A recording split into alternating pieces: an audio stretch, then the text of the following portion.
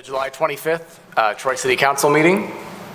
We please rise for the invocation and remain standing for the Pledge of Allegiance. We give you thanks, Lord, for the blessings of this beautiful day and all that you've given each and every one of us here in council chambers, throughout City Hall, and throughout our entire city of Troy. We ask that you continue to bless each of us as we move through this meeting this evening, working on behalf of our residents, our businesses, and all who enjoy what the city of Troy has to offer them. Please be with those who are in need and may not be strong enough to ask for your help. And please always be with all of our first responders, our military men and women, and everyone working so hard to keep us safe throughout the city, country, and world. In Jesus' name we pray. Amen. I pledge allegiance to the flag of the United States of America and to the republic for which it stands, one nation, under God, indivisible, with liberty and justice for all.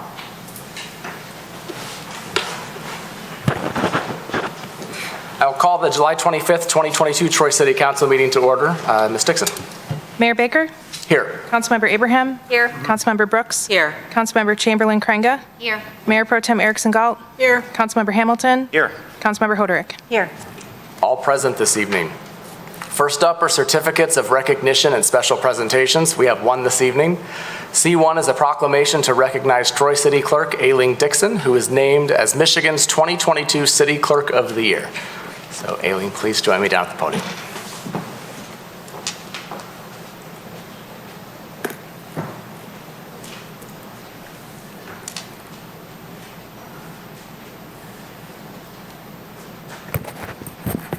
I was joking with Aileen a little earlier. I know how much she loves the spotlight put on her, but she deserves it, absolutely. And the funny thing is, we've known about this for a couple months. I mentioned it at the State of the City address and then later found out from the organization that it was not supposed to be released yet, but I didn't get in too much trouble, so everything's okay. And you deserve all the praise, Aileen. So I am going to read this proclamation to officially recognize Troy City Clerk Aileen Dixon, who was named as Michigan's 2022 City Clerk of the Year. I'll read it into the record. It's you, so take it. I know it's hard. It's worth it, though. It's wonderful. So, whereas the office of the professional municipal clerk, a time-honored and vital part of local government, exists throughout the world. Municipal clerks provide the professional link between citizens, the local governing bodies, and agencies of government at other levels. Municipal clerks have pledged to be ever mindful of their neutrality and impartiality, rendering equal service to all. And whereas Aileen Dixon began her career with the City of Troy as the Troy Police Department records clerk, she transferred to the City of Troy Clerk's Office as an office assistant and then administrative aide from 2002 to 2011. Aileen was promoted to City Clerk on September 12th, 2011. And whereas Aileen has been a member of the Oakland County Clerks Association, OCCA, and the Michigan Association of Municipal Clerks since 2009. The purpose of the Michigan Association of Municipal Clerks, MAMC, is to promote, enhance, and encourage the professional development and standing of municipal clerks through cooperation, communication, education, and training, promote and encourage improvement of methods and procedures of duties performed by clerks, and address legislative matters relating to the municipal clerk's responsibilities. And whereas Aileen received her Master Municipal Clerk, MMC, certification from the International Institute of Municipal Clerks in 2015, and her Michigan Professional Municipal Clerk Level 2, MIPMC2 certification from the Michigan Association of Municipal Clerks in 2016. She has served on the OCCA Executive Board in the roles of Secretary, Treasurer, VP, President, and immediate past President, and on the MAMC Executive Board since March 2022, currently serving as Secretary. And whereas the MAMC's Clerk of the Year program honors municipal clerks who demonstrate the professional and personal qualities representing the best of their profession. Criteria includes years of experience as a municipal clerk, demonstrated greater than average performance in the position, active in county, state, and national associations, demonstrated interest in improving their professional and personal skills, a record of contributing to improvement of their community and respective community leaders. And whereas the outstanding accomplishments of Troy City Clerk Aileen Dixon include the Rev Up Troy initiative to get students interested and involved in voter registrations that increased student voter registration turnout at our registration drives and drove up our student election worker population by 90%, the Do Not Knock registry, which allows residents to register their addresses on a list that is provided to solicitors upon receiving their peddler's permit, and drive-through clerk's office and pop-up clerk's office. Creative solutions that bring the clerk's office out of City Hall and to the voters and residents of Troy.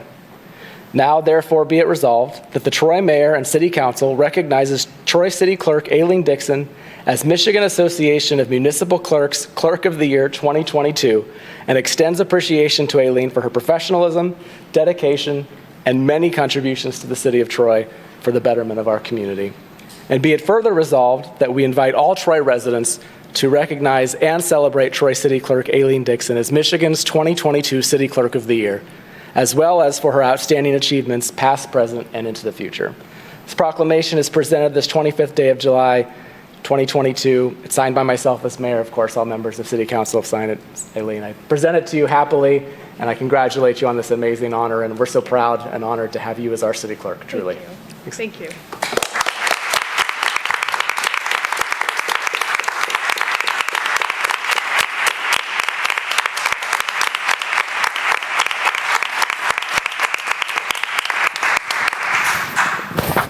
Please.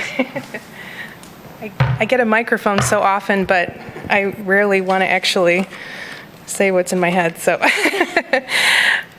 when I received the City Clerk of the Year award at the Michigan Association of Municipal Clerks Conference, I gave a speech where I talked about how being a clerk is more than just a job. It's a lifestyle of public service that ends up involving so many other people around you. This is so true here in Troy, especially during election seasons like the one we're having right now.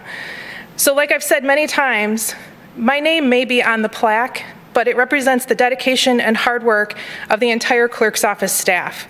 Cheryl Stewart, Heather Homiak, Beth Zaccardelli, and Jody Kolakowski, who are all here tonight. Thank you for being the most amazing team. Thank you to Mark Miller and Bob Bruner for supporting the City Clerk's office, trusting my judgment so that we can provide the best service to the residents and voters of the City of Troy. And thank you to Mayor Baker and the City Council for supporting the Clerk's office, especially the last couple of years when we needed it more than ever. My mom, Seal Dixon, is here with us tonight. Thanks for taking my calls every day, even though you know I'll probably be complaining about something. And thanks for being my Keno buddy when I need to unwind. And my husband is here, Mike Bannister, who's my best friend, and I'm really lucky that he puts up with my weird schedule.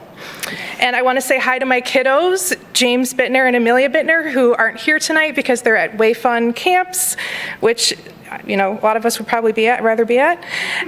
It's an honor to serve as the city clerk for the City of Troy and to be the City Clerk of the Year for the state of Michigan. And I'm so proud to be able to represent Troy with this award. Thanks.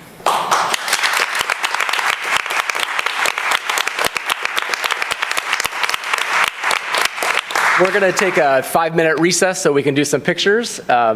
So we are in recess for 5 minutes. I'm going to ask council to come down and do pictures.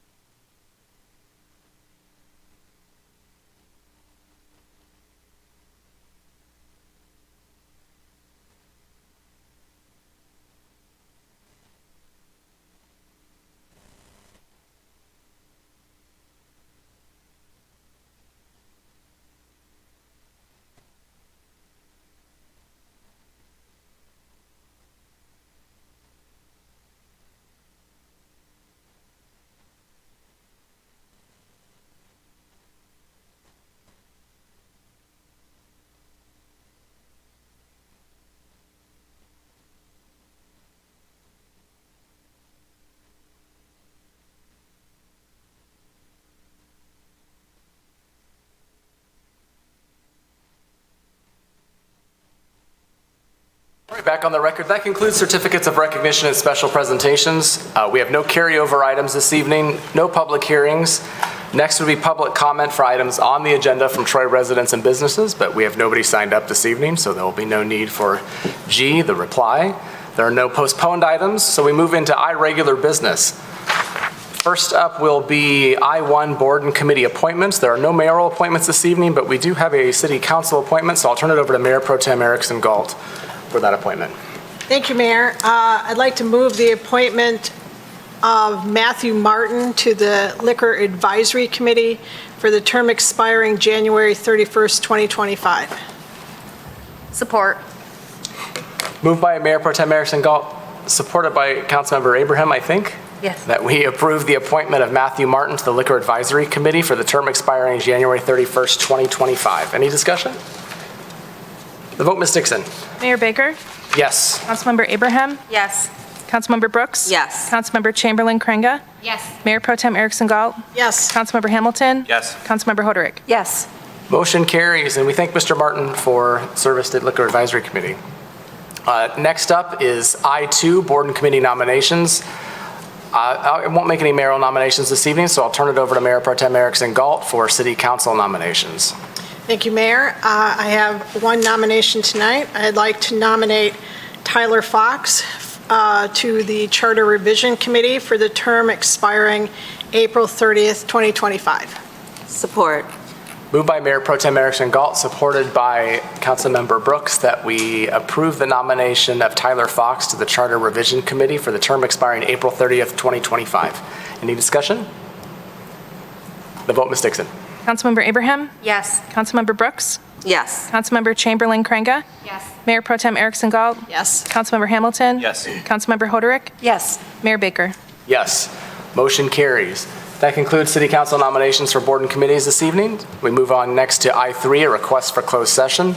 I'll move, be it resolved, that Troy City Council shall meet in closed session as permitted by MCL 15.268H, MCL 15.243G. Support. Moved by the chair, supported by Councilmember Hamilton, that we approve the I-3 request for closed session as just read into the record and printed in the agenda packet. Any discussion? The vote, Ms. Dixon. Councilmember Brooks? Yes. Councilmember Chamberlain Krenga? Yes. Mayor Pro Tem Erickson Galt? Yes. Councilmember Hamilton? Yes. Councilmember Hoderick? Yes. Mayor Baker? Yes. Councilmember Abraham? Yes. Motion carries. We will, at the end of the public meeting, we'll recess into closed session and eventually adjourn from there. Next up is I-4, pavement markings on major and local roads. And this item will be introduced by Scott Crothers, our Streets and Drains Operations Manager. Hi, Scott. Good evening, Mayor, members of council. The City of Troy is responsible for marking the pavement of city-owned roads. The resolution for pavement marking says pavement markings to be done on an as-needed basis, not to exceed budgetary limitations. The resolution is unique in that it also calls out a specific dollar amount not to exceed, but that amount does not match the amount that is in the major road fund. This spring, pavement marking was assigned to the contractor without recognizing the specific dollar amount that was spelled out in the resolution, although this did not create an over-budget situation. Happy to answer any questions you may have at this time. Any questions for Scott or city management? All right, someone like to move the resolution? Councilmember Hoderick? Thank you, Mayor. I will move I-4 pavement markings on major and local roads as printed in the agenda packet. Support. Moved by Councilmember Hoderick, supported by Mayor Pro Tem Erickson Galt, that we approve I-4 pavement markings on major and local roads as printed in the agenda packet. Any discussion? I like your tie, Scott. I'll leave it at that. Thank you. Ask for the vote, Ms. Dixon. Councilmember Chamberlain Krenga? Yes. Mayor Pro Tem Erickson Galt? Yes. Councilmember Hamilton? Yes. Councilmember Hoderick? Yes. Mayor Baker? Yes. Councilmember Abraham? Yes. Councilmember Brooks? Yes. Motion carries. Thank you. Next up is I-5, Resident Budget Priority Study, and I will first turn it over to City Manager Mark Miller. Thank you.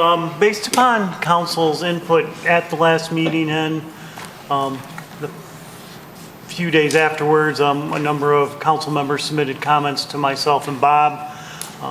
Bob revised the survey along with William, our consultant, and I just want to note that Bob doesn't work in a vacuum. He works very closely with William to develop the survey questions. So Bob has prepared a little presentation for this evening. I'll turn it over to you, Bob. Thanks, Mark. We talked about this 2 weeks ago and really appreciated the conversation about the survey. And I realized immediately there was a need for some context.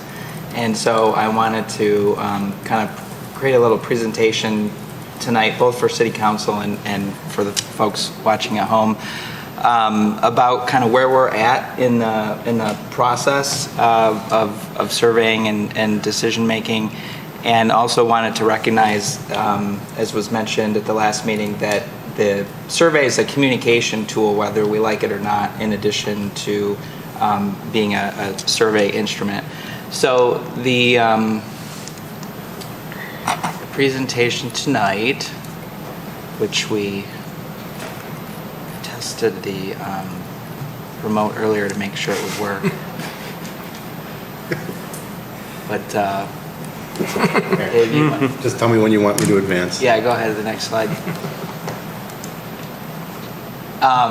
So the organization is around, or the presentation is organized around this agenda, talking about where we've been, where we are now, where we're going, why we're surveying, and why we do things this way. So go ahead. So this is kind of a process of budget making decisions, and this is where we've been. We kind of asked ourselves the question, do we have new needs? Are there new or additional services, programs that we want to fund? And I think the answer is yes. Next slide. I think the answer is yes, because when City Council and City staff met last November during the City of Troy Advance, we had several different topics that we discussed and several different solutions that we adopted coming out of that meeting, talking about creating new positions for communication, community engagement, talking about the city's capital needs. Next slide, Dave. Also about funding for quality of life amenities, and then topic 3 was just funding in general. Next slide. So I think that brings us to this kind of fork in the road where City Council is asking questions about whether or not we should reallocate existing resources or generate new revenue. Next slide, please. So as I was looking for some context to kind of help put the survey in, our friends at the Citizens Research Council of Michigan had kind of unwittingly done me a favor, because they released a study earlier this month that talked about the difference in city tax rates across the state of Michigan from 2004, which was kind of pre-recession, to 2020. And I won't read the bullets here for you, but it kind of provided a good backdrop of why we're asking some of the questions that we're asking right now. Next slide. So when we talk about the tax rate or taxes are one side of the equation that involves tax base and the tax rate. So with the information from the Citizens Research Council study and other information available from Oakland and Macomb counties, you can see that between 2004 and 2020, Oakland County cities, their tax base increased by almost 8%. All of Michigan cities, the tax base increased by about 6%. Troy was a little bit closer to 4%. And then I included Macomb County because they're right across DeQuinder. But their experience was much different. They actually lost nearly 8% of their tax base or their taxable value during that period. So you can see that the tax rates kind of correspond with the loss in value in the case of Macomb County cities. They had to raise tax rates much higher than the city of Troy or Michigan or Oakland County in order to recover from that tax base loss. But you see Troy compared to Oakland County cities and Michigan cities, The tax base grew less than the others during this period, and our tax rate grew less than others during that period. Next slide. So this is the other side of that equation. You do a little division and multiplication, and you get the actual tax revenue that's generated by that tax base and that tax rate. And so you can see Oakland County cities increased revenue by about 25% during that period. Michigan cities about 12.5%, City of Troy less than 5%, and then Macomb County cities were on par with Oakland County cities, even though on the previous slides we saw the changes in values were much different. The changes in rate made it such that Oakland County cities and Macomb County cities were kind of on par with each other. Next slide. So we did a survey in 2021. You can see the top budget priorities that residents identified at that time. We also asked questions about potential improvements, and streets and street maintenance showed up as being high on both. So that's something I think that's an important takeaway from the last survey, is that residents have said streets are important. We also saw that about 66% of the respondents were willing to provide additional funding for the things that they thought were high priorities. And when we ask questions in the survey, we ask about both how satisfied residents are with particular services and how high a priority they deem them to be. So what we want to see is that, you know, the high priority services are up there in the high satisfaction quadrant and quadrant 1, and then we'll have some things in quadrant 2 and quadrant 3, but quadrant 4, low satisfaction for high priority programs and services, that's an area that, if anything falls within that quadrant, we really want to focus on that and figure out how we can increase satisfaction with that. Next slide. So quadrant 1, the strengths to build on, the things that are high priorities and that people are highly satisfied with, are police and fire services. Probably no surprises there. City parks was kind of close, kind of on the line, because it was 50% identified it as a priority. So it's on the priority line, but it's high satisfaction with 83. And then quadrant 4, in areas for improvements, we see streets, which is no surprise there, given what I already mentioned about the survey results. Next slide. So we asked some questions about existing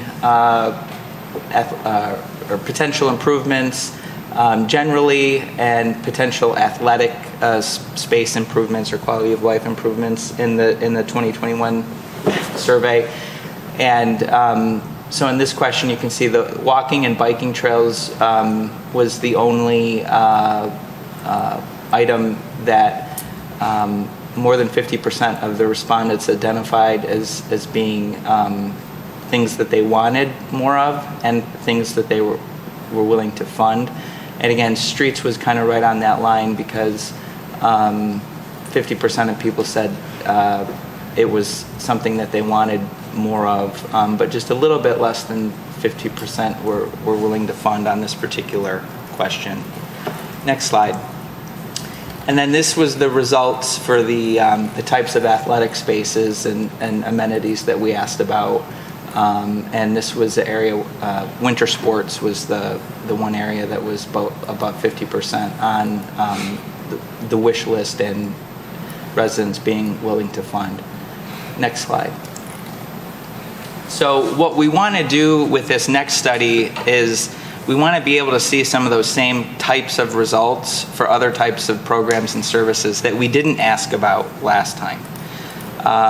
We want to have every budget priority, which is basically everything that the city spends money on, every program and service. We want to ask the residents, is this something that, what's your preferred budget strategy? Do you want to spend more money or pay more taxes in order to support it?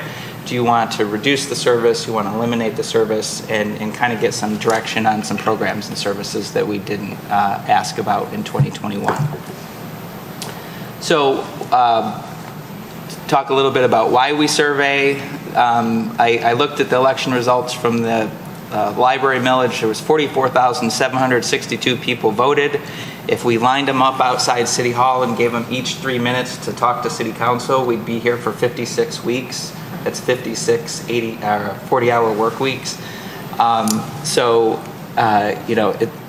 We're the largest city in Oakland County. We have to have other ways to get input from citizens than just talking to people or even having public meetings and this sort of thing.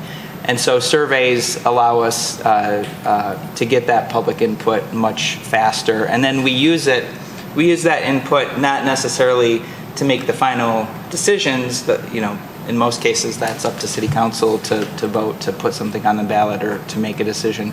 But it gives us direction and that we can use to then do focus groups or other types of community meetings to hone in on things. This is a metaphor that I'm borrowing from William, and it's about sampling. It's basically, if you have a population, it's like a pitcher of lemonade.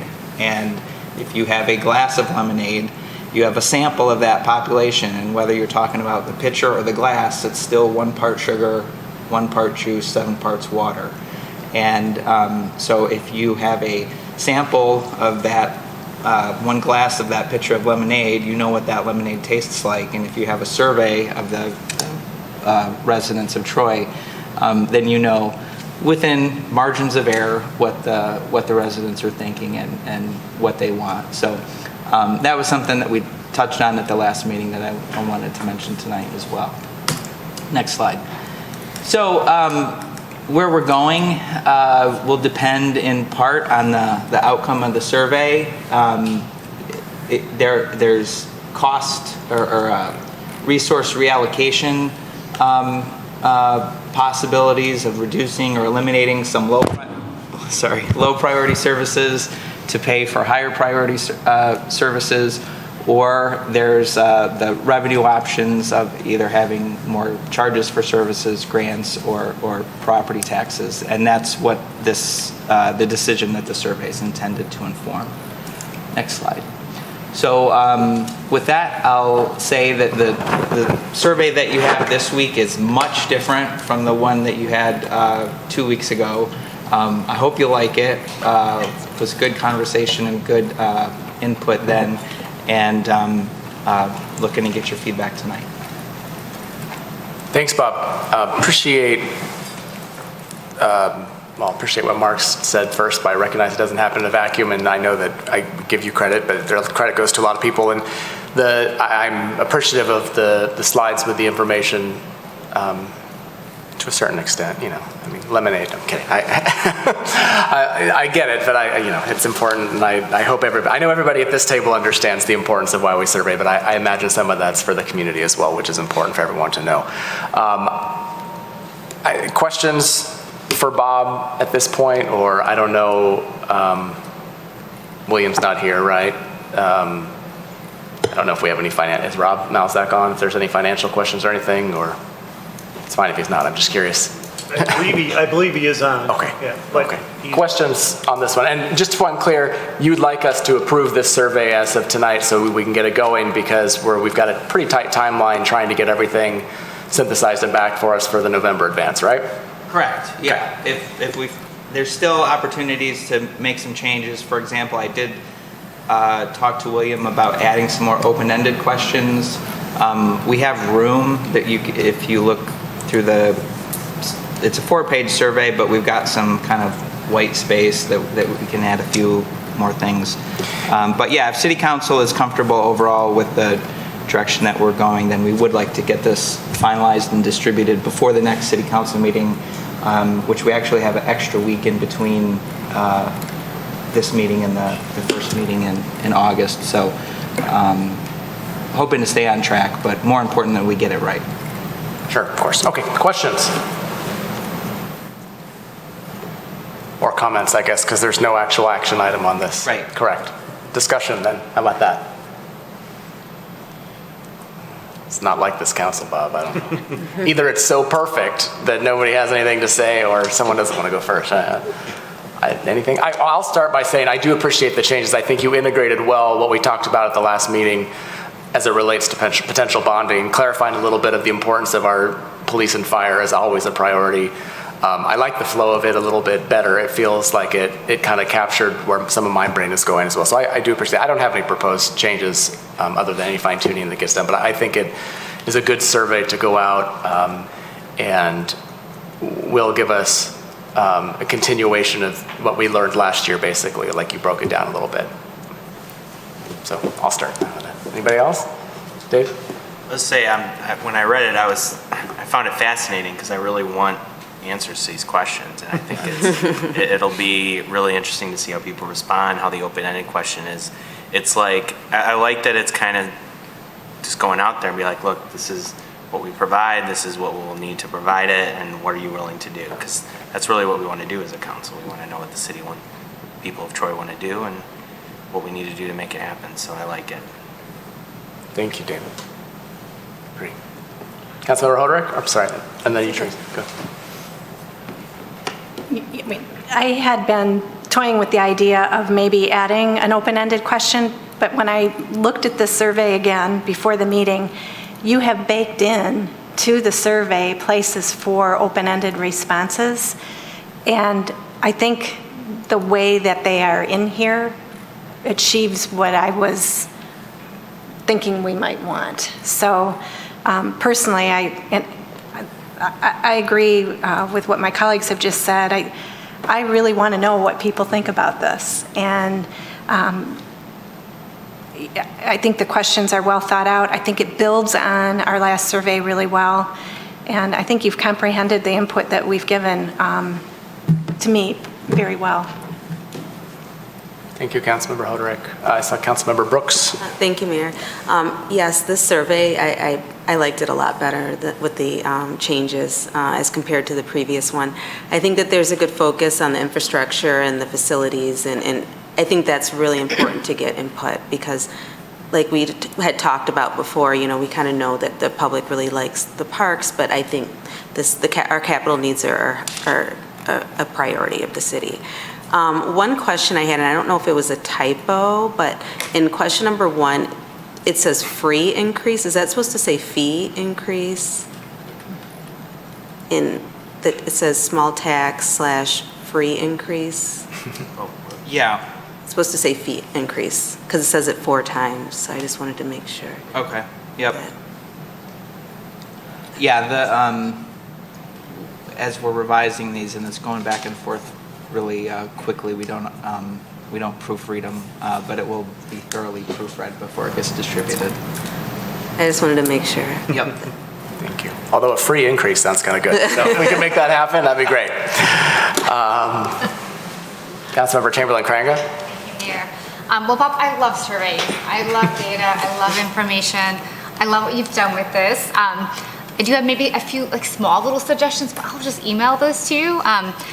The bigger picture, maybe one, on page 4, number 11, we got great feedback last week at our last meeting from Councilmember Abraham about kind of the language we use. And I know Headley's in there, but I think it describes it a little bit.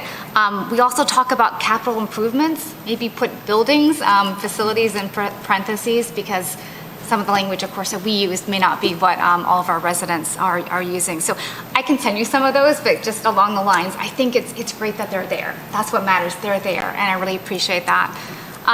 The other comment is I was thinking about the difference between this survey and, say, the library survey that we did in the library work, was that with the library, we knew what we needed to do, and we knew how we needed to do it. Library millage was expiring, so what was the library? We knew what to focus on, and we knew how. It was a dedicated millage. So if it didn't pass, there wouldn't be a library, which was high stakes, but in some ways it was I don't want to say easier, but we knew that. This is in some ways far more complex. We know the needs, but we're not, the reality is we don't have resources to address all those needs at once. And that's where we want to give voice to the community to help us make a decision on what to start with, what to focus on. So we know the needs, but we want to hear what the community wants to focus on among those needs, and then how to do it. So that's part of it. And then as I thought focus groups, you're right, those come after this. Those come after we've thought about and dug in terms of we know where we're going to focus, and then in that third and fourth column, we have more clarity on where we want to go with that. And then the focus groups we take and get more kind of that dialogue, that qualitative input on it. So I'm very confident where we're going and really excited about it. So thank you for all your work. Thank you, Councilmember Chamberlain-Cranger. That was good.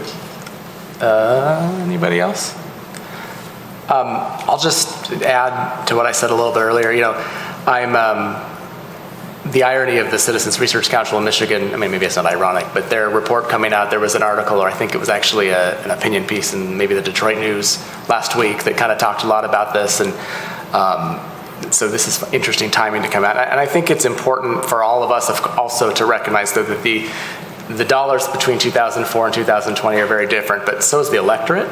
It's a much different mood, and we need to be really cognizant of that as we move forward in whatever direction we do. And I would hope that well, I know that we will, but I'd like to continue. I mean, we're obviously going to get the survey out, but we need to keep talking about these things. One, for transparency purposes with the community, but also so we really are having opportunity to deliberate, so we're not trying to force any decisions down in November in advance, right? Hopefully by the time we get to that, it's been pretty clear to us, and we've had good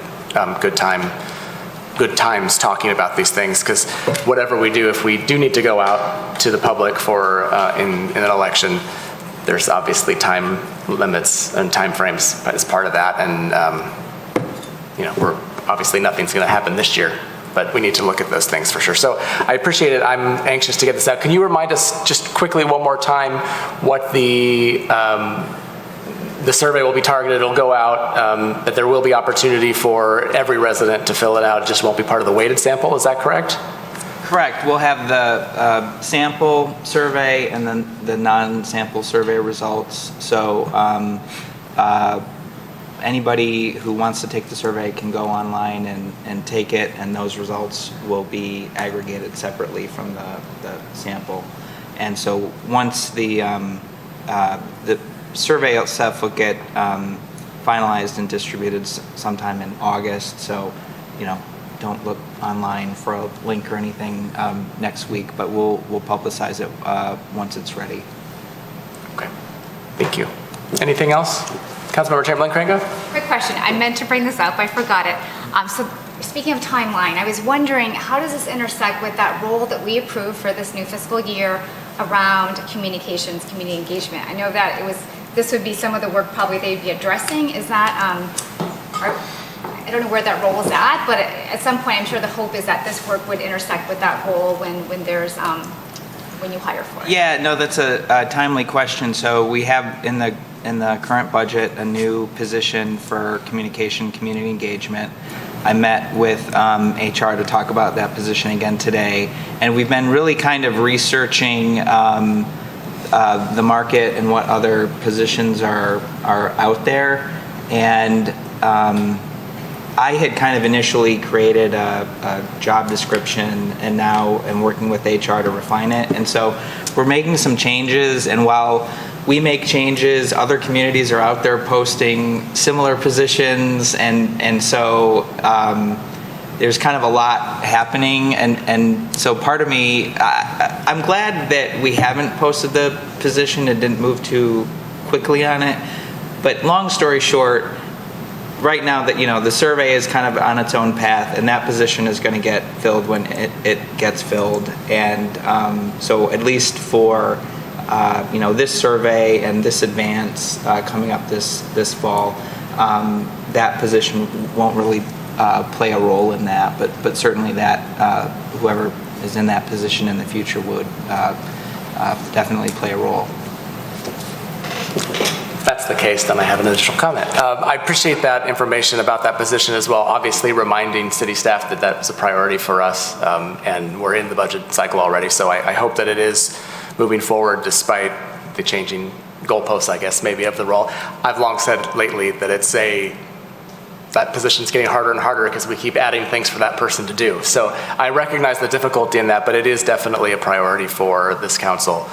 The other aspect of that is, and so if it sounds like that role won't play a part in the distribution of this survey and synthesizing the results, do we have any additional information, or perhaps you can get back to us at another time, even with an email, just to talk a little bit about how we may approach the survey differently than we did last time? I know some expressed concern that maybe we didn't reach all the right corners of our city and the demographics that were indicative of what our community is. So I know you've worked on that a little bit, or probably a lot, but if you could speak to that maybe either now or in the future. Sure. We used a sample of recent voters for the last survey, and so demographically, the results, we had some populations that were underrepresented, and I think because we're, asking questions about tax proposals, we should probably be asking registered voters, because they're the people who are going to, ultimately decide that. But I have talked to William about ways to, try to make sure that we get as much representation that we can. I also looked at the census data for Troy, and I know how many registered voters we have because I can ask the clerk. And if you look at the census data, the Census Bureau tells us, the number of people who live in Troy and the percent that are over 18. And so the difference between the Census Bureau's number of people who are over 18 and the number of registered voters is actually quite small. It was, I think, less than 5%. So for a city as diverse as Troy is, with large foreign-born population, that I wouldn't have been surprised if that gap was much wider. So I think I don't think we'd be doing a disservice by continuing to survey registered voters, because I think for the most part there's not a big gap between adults of voting age and registered voters. But certainly if that's something that people have thoughts or concerns about, like you said, email us or let us know. Okay. And if I could also add, I hope that the city will do a heavy social media push. My only other potential concern is doing something in August when a lot of people are getting on vacations. If it's going to their mailboxes, it's going to get a lower priority. So I know we have the ability to do some strong social media stuff, but I hope we can do a lot of it just to get people's attention, even press releases the old-fashioned way. You'd be surprised. So. Maybe we can get Channel 4 to come do a story about it. Well, they did well. Yeah, maybe. All right. Anything else on I-5? Councilmember Hoderick. I'm glad you brought up, we all had concerns about maybe feeling like we missed pockets of the community. I think also the focus group process, our thinking that we really want to bake into our discussion in November, these results, and if there needs to be more of a drill down or a specific outreach, that the focus groups will give us an opportunity if we discover inadvertently that there's a gap. But I think a number of us have voiced concerns about making sure we do that, so I just want to capture on the record that I think that's a 7-member concern and consensus, and that we would want to look at that very carefully when the results come back. Thank you for adding that. All right. Good? Feeling good, Bob? Mark, you got where you need to go? Yeah. All right. All right, good. That concludes regular business this evening. Next up is the consent agenda. Anyone like to remove an item from the consent agenda for further discussion? Councilmember Abraham. I'd like to move all items on the consent agenda as printed. Support. Moved by Councilmember Abraham, supported by Councilmember Hoderick, that we approve all items on the consent agenda as printed in the agenda packet. Any discussion? The vote, Ms. Dixon. Mayor Pro Tem Erickson Galt. Yes. Councilmember Hamilton. Yes. Councilmember Hoderick. Yes. Mayor Baker. Yes. Councilmember Abraham. Yes. Councilmember Brooks. Yes. Councilmember Chamberlain Kringa. Yes. Motion carries. If you're here for a consent agenda item this evening, all have been approved. There are no memorandums and future council agenda items to announce this evening. No one has signed up for public comment for items not on the agenda from Troy residents and businesses, so no reply. There's no council referrals this evening, so we move on to reports. Anyone have any comments on any of the reports submitted this evening? Councilmember Hamilton. Thanks, Mayor. O2A had a very good discussion about our Parks and Recreation Master Plan. We're about halfway through the 2020 to 2024 time period for the plan. And it kind of goes over the dollar amount and many improvements we've done on our parks over the last couple of years, and what we have planned for the next 2 years. So I thought it's a really good report for residents to check out to see what's going on with their parks. So really good information here.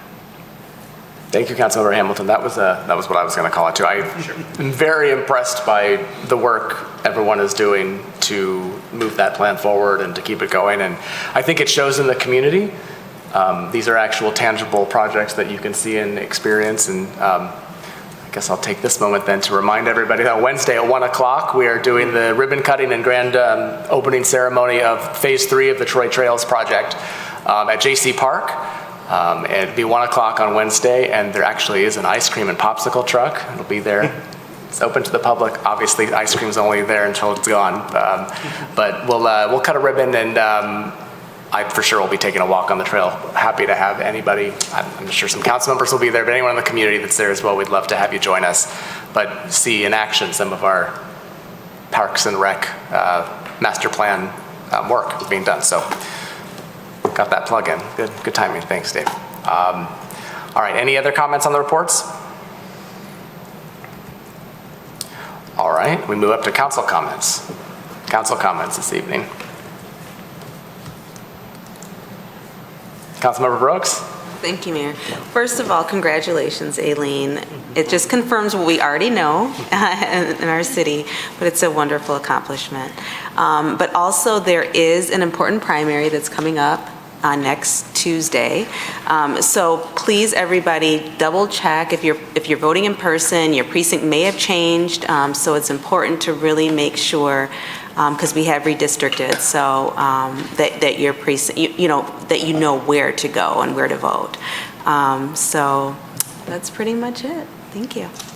Thank you, Councilmember Brooks. While we're on that, City Clerk Dixon, can you give us a 30-second reminder of key things coming up? I know we've got special City Clerk hours on Saturday, and just any reminders you can give us?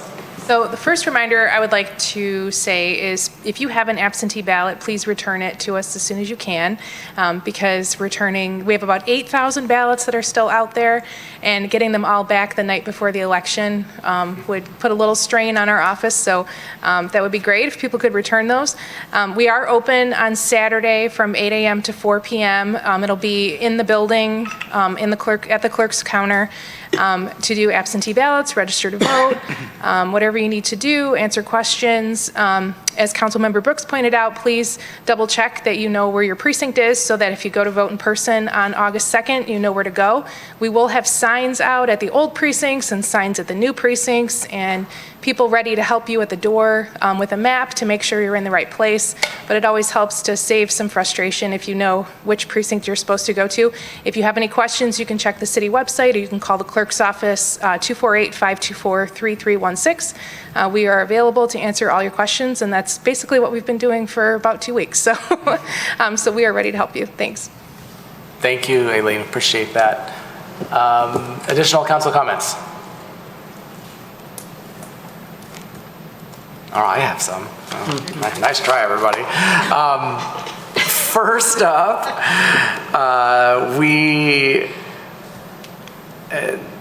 this one, I'm fascinated by this, but I was out of town last week, but Mayor Pro Tem Erickson Gall went to Anthology of Troy to present a proclamation on behalf of the city to, I think, is probably Troy's oldest resident. Aileen may know different from records, but she's 108 years old, Mary Beaumont.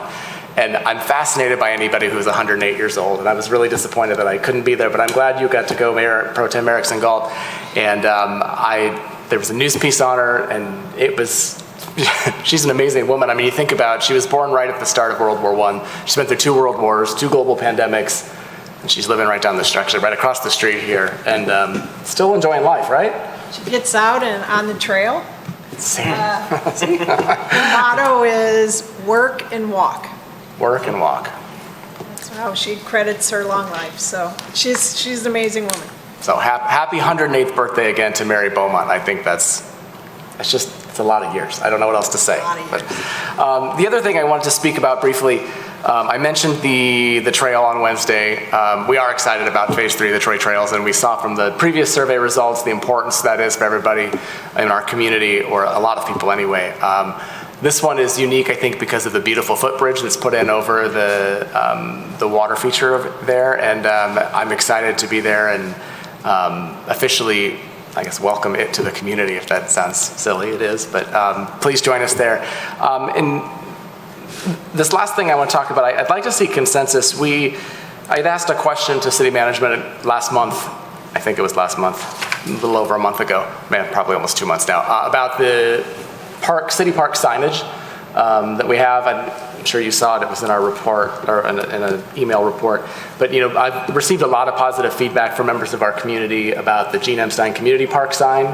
And when you look at it in comparison to our existing park signs, you see quite a difference. And frankly, I'd like to see consensus to have city management maybe flesh out a little more a plan to potentially replace those signs, the existing park signs, with those new stylus signs. Obviously not committing anything tonight. There's dollars and cents always, but if we could get some consensus to at least have Mark and team put together something for us to consider, or bake it into their own plans. Yeah? Yeah. Very good. Okay. And I do like, in that response, there was a mention of potentially matching the Civic Center campus signs to that as well. If you want to add something about that, I think that would be consistent. But thank you. Appreciate that. Yeah, Councilmember Chamberlain-Craig. Mayor, if I may, I've been going to the Troy Community Center quite a bit. Is that sign there too, especially when you come, also outdated? So I don't know if we could add that to the list to be looked at. Well, let's talk about signage, Mark. My favorite conversation, always. So yeah, I asked City Manager Miller about that sign a few times. That sign specifically a few times, because it is, first of all, it's our old logo, and it actually looks pretty tired. I think that's being nice. But you do notice that it's not looking great, and I know we've got other signage issues. We've got our around the city signs that mark the lines. We've talked a little bit about that. I think we did that at a study session.